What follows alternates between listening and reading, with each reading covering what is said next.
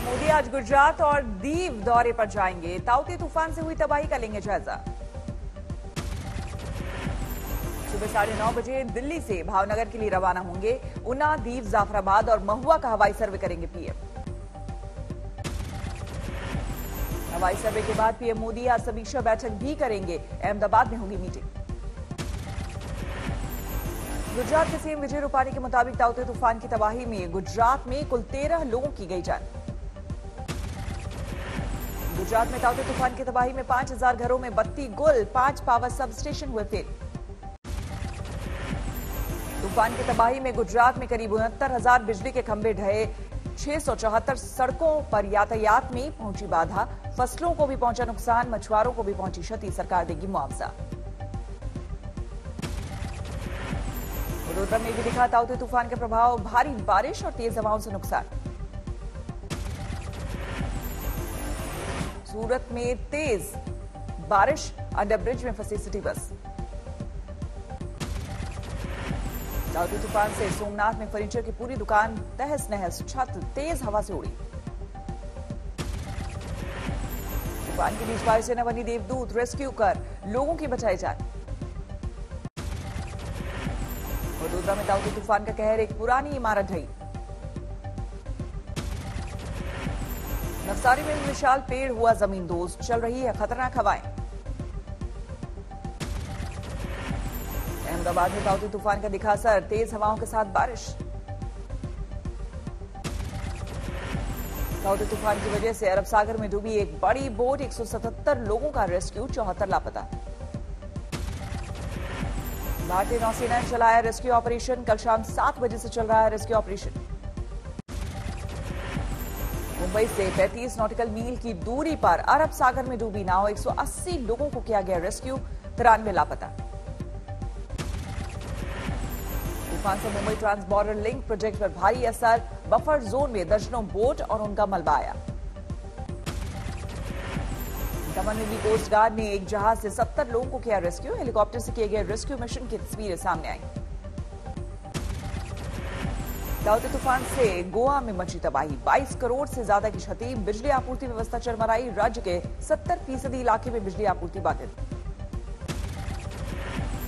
गोवा में बिजली आपूर्ति बहाल होने में करीब 3 दिन लगने का अनुमान। 200 जगहों पर ट्रांसफार्मर क्षतिग्रस्त, 1500 बिजली के खंभे ढहे। वैक्सीनेशन के बाद भी कोरोना से सावधानी जरूरी। केंद्र सरकार के आंकड़ों के मुताबिक वैक्सीन की डोज लेने के बाद 0.13% लोगों को भी हुआ कोरोना। अब तक 23,940 लोग संक्रमित। कोवैक्सीन की पहली डोज के बावजूद 18,427 लोगों को हुआ कोरोना। कोवैक्सीन की दूसरी डोज के बावजूद 5,513 लोगों को हुआ कोरोना। कोविशील्ड का टीका लगवाने के बावजूद 0.07% लोग हुए कोरोना संक्रमित। कोविशील्ड लगवाने वाले 1,19,000 से ज्यादा लोग भी कोरोना पीड़ित। कोविशील्ड की पहली डोज के बावजूद 84,198 लोगों को हुआ कोरोना, जबकि कोविशील्ड की दूसरी डोज के बावजूद 34,974 लोग कोरोना पीड़ित। कोरोना संकट काल से जूझती दुनिया के लिए अच्छी खबर आनी शुरू। अमेरिका में वैक्सीनेशन करा चुके लोगों को पब्लिक प्लेस पर बिना मास्क घूमने फिरने की मिली छूट। ब्रिटेन में भी अब लोगों को पब्लिक प्लेस पर आने जाने की छूट। भारत में अभी मास्क को माना जा रहा है जरूरी। इसके पीछे बड़ी आबादी का वैक्सीनेशन नहीं होने को बताई जा रही वजह। Do not compare the two countries. Do not compare the load of cases of the two countries and the population of this country. Mumbai में बीएमसी ने कोरोना वैक्सीन की 1 करोड़ डोज के लिए ग्लोबल टेंडर की तारीख 1 सप्ताह बढ़ाई। कल आखिरी दिन, बोली के लिए आगे नहीं आई कोई भी कंपनी। कोरोना के मामले में तेजी से कमी। नए केस की तादाद 2.5 लाख से कुछ ज्यादा। दर्ज किए गए करीब 2,63,533 नए केस। मौत का आंकड़ा नहीं गिरा, फिर 4,329 की मौत। कोरोना को हराने वालों की तादाद बढ़ी। एक दिन में 4,22,000 लोग हुए ठीक।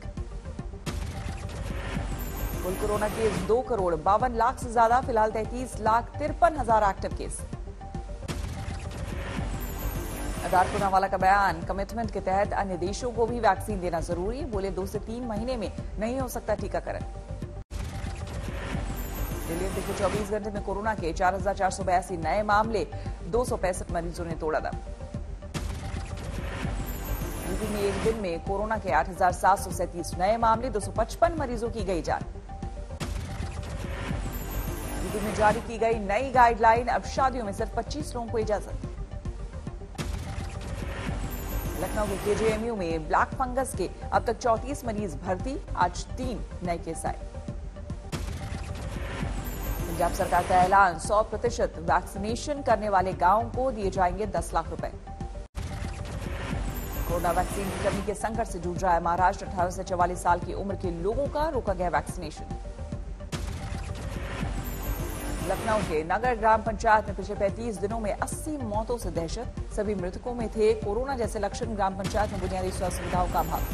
प्रयागराज में बड़ी तादाद में गंगा तट पर शव दफन करने पर प्रशासन सतर्क, अब तटों पर पुलिस बल की तैनाती। हापुड़ में घाटों पर ड्रोन कैमरे से रखी जा रही नजर, शवों को नदी में प्रभावित करने पर रोक।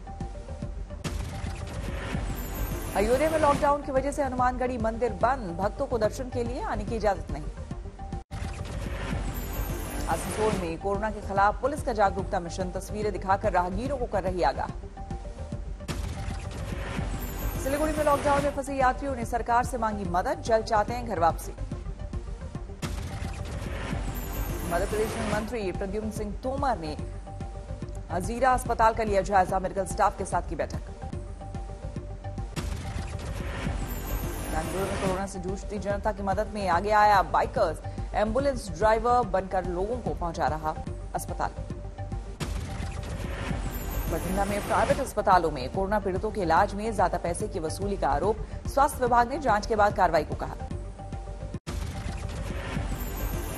सरायकेला में 111 सेव लाइफ अस्पताल के प्रबंधक डॉक्टर ओपी आनंद का नया बखेड़ा, अस्पताल के बाहर लगाई सूचना, उपायुक्त से इजाजत, मरीजों को दूसरी जगह शिफ्ट करने की मांग।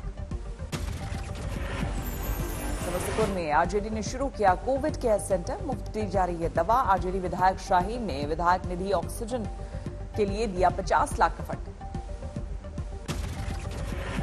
यूपी के राजस्व एवं बाढ़ नियंत्रण राज्य मंत्री विजय कश्यप की कोरोना से मौत, गुरुग्राम के मेदांता हॉस्पिटल में थे भर्ती। केंद्रीय इस्पात राज्य मंत्री फग्गन सिंह कुलस्ते ने झोला छाप डॉक्टरों का किया समर्थन, कहा ट्रेनिंग देकर इनकी ली जाए मदद। बाड़मेर में झोला छाप डॉक्टर के क्लिनिक पर कार्रवाई करने पहुंचे अधिकारी को मिली धमकी, एक प्रधान और कांग्रेस नेता ट्रांसफर कराने की धमकी दे रहे थे। गया में लॉकडाउन के दौरान सख्ती पर बरता हंगामा, लोगों ने पुलिस से की मारपीट, इंस्पेक्टर मुकेश चौधरी गंभीर रूप से घायल। कर्नाटक के चिकमंगलुरु में जांच के दौरान 123 लोग कोरोना पॉजिटिव पाए गए, इलाके को किया गया सील।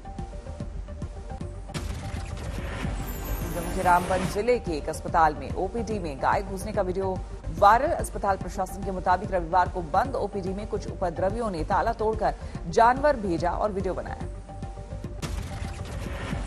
पश्चिम बंगाल के नॉर्थ 24 परगना में पुलिस ने 67 लोगों को किया गिरफ्तार, लॉकडाउन के उल्लंघन का आरोप। आगरा में मेयर नवीन जैन ने एक कमेटी का किया गठन, गंगा में शव फेंकने वालों पर रखेगी नजर। कोरोना काल में दिल्ली पुलिस का दिखा संवेदनशील चेहरा, ग्रेटर कैलाश इलाके में कोरोना से जान गंवाने वाले दर्जनों लोगों के घर जाकर दी श्रद्धांजलि, हर तरह की मदद का दिया भरोसा। राजस्थान कांग्रेस में बवाल जारी, कांग्रेस के विधायक मदन प्रजापति ने अपनी ही सरकार के खिलाफ मोर्चा खोला, मंत्री हरीश चौधरी पर लगाए कई गंभीर आरोप। विधायक मदन प्रजापति ने इस्तीफा देने वाले विधायक हेमा चौधरी का किया समर्थन, बोले प्रशासन के अधिकारी नहीं सुनते विधायकों की बात, सिर्फ मंत्री जी की सुनते हैं। यूपी के बाराबंकी में अवैध तौर पर बने धार्मिक स्थल को ढहाने के मामले ने पकड़ा तूल, सुन्नी वक्फ बोर्ड और समाजवादी पार्टी ने किया विरोध। प्रशासन ने अवैध धार्मिक स्थल ढहाने के पीछे पूर्व में दिए नोटिस का दिया हवाला, कार्रवाई को जायज ठहराया। जम्मू कश्मीर के सावा में बीएसएफ के जवानों ने पाकिस्तानी घुसपैठिए को पकड़ा, गोली लगने से घायल हुआ घुसपैठिया। 4 गोलियां लगने से घायल पाकिस्तानी घुसपैठिए को बेहतर इलाज के लिए जम्मू किया गया रेफर। पूछताछ में खुद को लाहौर का निवासी बताया। कानपुर में अपराधियों ने सरेआम स्कूटी सवार महिला को मारी गोली, मौके पर हुई मौत, हत्यारे फरार। जोधपुर के सलून की ओट में जिस्म फरोशी के धंधे का खुलासा, 3 युवतियों समेत 4 लोग गिरफ्तार। फालतू कुत्ते टोनी की मौत पर समस्तीपुर में बैंड बाजे के साथ निकाली गई शव यात्रा। तेरी मेहरबानियां फिल्म का गाना बजाकर किया गया अंतिम संस्कार। जोधपुर में एक लड़की पर पिता की हत्या का आरोप, आरोपों के मुताबिक रेप की कोशिश पर पिता पर किया था लाठी से वार। नोएडा में एमडीएस की एक छात्रा ने पिता की रिवॉल्वर से गोली मारकर की खुदकुशी। सेक्टर 24 में घटी घटना की तफ्तीश में जुटी पुलिस। रायसेन में अवैध खनन विभाग ने 2 ट्रैक्टर ट्रॉली जब्त की, सभी खदानों से हटवाई मशीनें। बाराबंकी में पुलिस ने ट्रक चोरी कर भाग रहे ड्राइवर को दबोचा, 60 किलोमीटर तक किया पीछा।